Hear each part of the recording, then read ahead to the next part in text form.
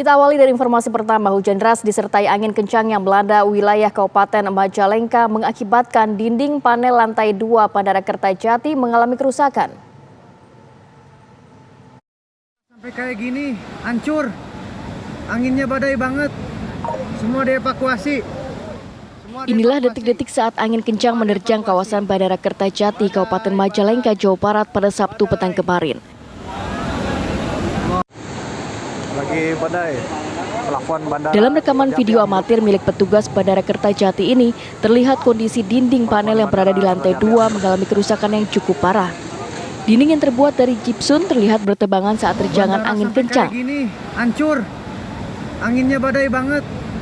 Semua dievakuasi. Dalam peristiwa ini, sempat membuat kepanikan petugas yang berada di dalam bandara. Namun tidak ada korban jiwa dalam musibah ini. Badai.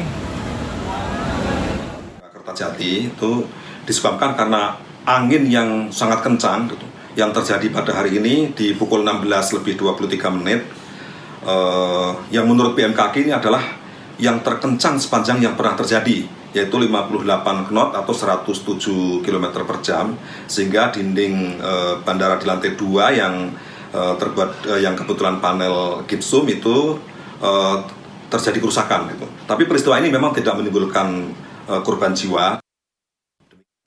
Bandara sampai kayak gini, hancur. Usai diterjang angin puting beliung, petugas langsung membersihkan material dinding dan atap yang rusak.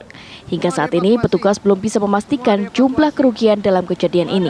Badai. Dari Majalengka, Jawa Barat, Ervan Septian, TV One mengabarkan. Plafon bandara Kertajati ambruk. Plafon bandara Kertajati ambruk.